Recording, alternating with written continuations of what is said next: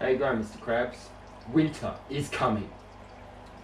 Oh, hey guys, welcome to Pond Life.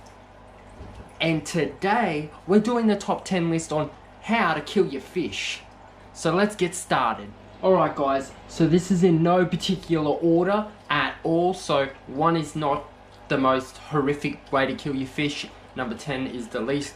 It's just in any random order. I've just thrown it all together. Alright, let's get to it. So number 10.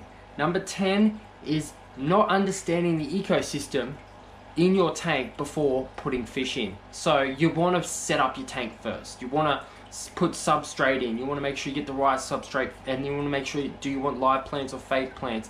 It all matters.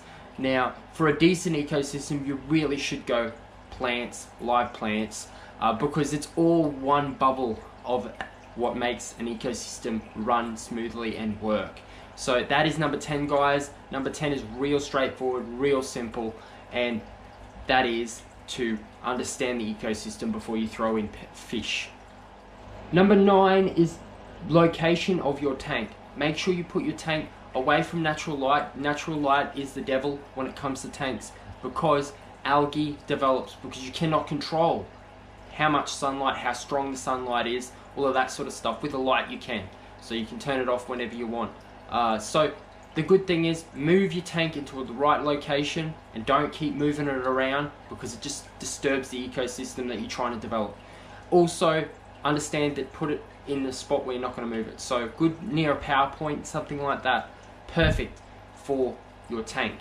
So that is number 9. And also to add, as a bonus little tip onto the side there, is keep your hands out of the tank as much as possible. So I know when you're first starting out, you get all excited and you want to put your hand in there all the time and move decorations around constantly, all the time, every day, all day.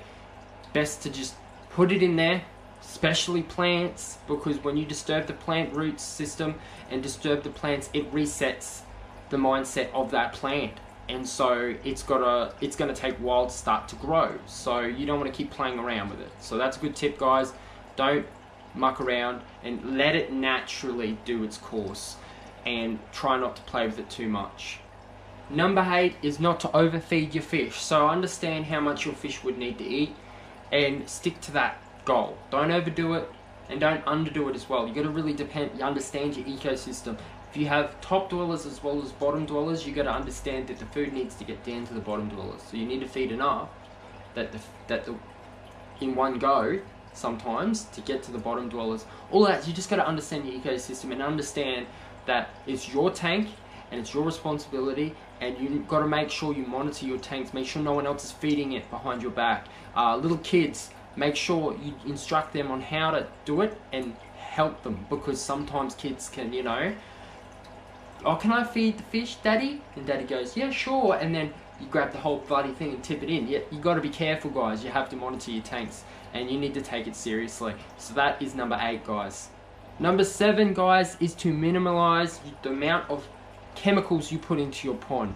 So I don't even use chemicals really at all. Only to buffer my pH and stuff like that. Say example, you should really use wood and coral as your buffering, and use the water that you currently have in your setup. Don't try and hugely change the pH, because it ain't gonna work. It's not gonna hold. So you really need to just play with the water that you currently have and put fish that like that water, and maybe buffer it here and there. But that's pretty much what you guys got to do. You can't be trying to achieve huge things with the water that you currently have. If you want to do that, get a tank set up and use the tank to help with your tap water, mixing it together to make the pH that you want. That's the best idea that I can come up with. So try not to use as huge amounts of chemicals to change the pH and hardness of your water. Number 6 is to understand the chemistry of a tank. Now, it's really important to understand all the different things before you get into having a tank, because if you don't understand it, you can't understand the ecosystem, you can't understand the fish when it's ill or when it's not ill, or what's wrong and all that sort of stuff. So really understand the chemistry of your tank. And to do that, best bet is to research in multiple areas and just go crazy, because that's how I learned. And I think that's what I do with most of the passions that I ever go into is I just go crazy and just understand everything I need to know about that fish, or that how to do this, nitrous cycle, blah blah blah. All of that stuff, it's so important that you just home in and understand how that works, and chemistry is one of the most important things to understand. Number 5 is neglecting your tanks. Now this is something that we've all done. I've been guilty of it at least once. Now neglecting your tank is a problem, and you don't want to be doing stuff like that. It's that simple, this one. It's so simple. Don't neglect your tanks. Number 4 is the opposite to the last one, and that is playing with your tank too much, cleaning it, doing all that sort of, because you're freaking out about it not being clean enough and all that sort of stuff. It's a common thing. You need to stop, you need to relax and understand the ecosystem, and you need to keep the beneficial bacteria alive enough, strong enough to be able to fight all the ammonia that could come out from your fish. So it's so important not to go crazy and do water changes and clean your filter all at once and all that sort of stuff. You need to pace yourself and understand that you can crash your tank by cleaning it too much. It's really simple. Number 3 is overstocking your tank and putting too many fish in at once when you're first starting out. Now, beneficial bacteria are a life form, and it grows the same as your fish. So when you're first starting out a tank, there is no beneficial bacteria unless you introduce some to your tank, whether it's substrate or objects, all stuff from other tanks you can recycle. Not the water, just the objects. So with that, your beneficial bacteria will grow and be able to keep up with your fish output, same with your plants and all the pooings and stuff. So ammonia levels can just go out of control and spike and kill all your fish if you throw a whole bunch in at once at the start. As well as overstocking your tank, and your beneficial bacteria can't keep up, as well as in general, you just can't stock your tank with as many fish as you want. The fish just will not survive.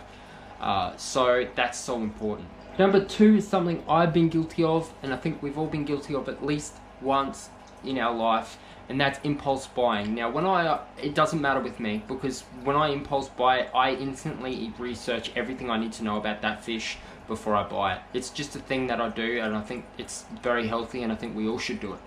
Now, I love doing that. It's exciting to find out about fish. So you need to get excited about learning about the fish that you want before you buy it. So do not impulse buy. It's really dangerous for the fish. It's really dangerous for your other fish that you may have.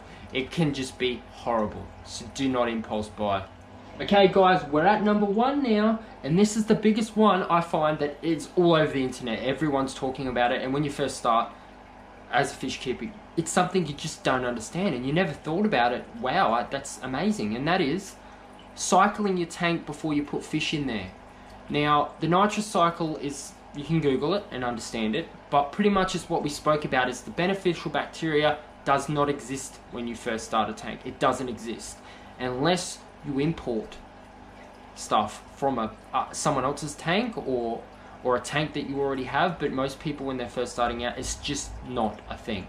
You set up your tank and you expect, oh, the filter's running, oh, I've got a heater, oh, I've got a light, let's go, let's throw fish in there, and then they die and they wonder why. It's because beneficial bacteria need to develop first, and the best way to do that is let the tank cycle and put food in and pretend you have invisible fish and just throw feed in there all the time. And then you get to the point where you're like, alright, you check all your parameters and you figure out that, oh, the nitrous cycle, I've got beneficial bacteria now, it's been eating the fish food, this is great. And then you put a few fish in to start off with, so the beneficial bacteria can feed off the waste of the fish and then grow, and then it becomes a bigger organism, and then you can throw more fish in, and then before you know it, you have an awesome tank and you can just do whatever you want with it pretty much. So number 1 is to cycle your tank. It's so important, and if you guys know anyone that's starting out, share this video to them, because they can learn a lot. It's I make it so easy to understand. So please share, like, and subscribe, and I will see you guys next time.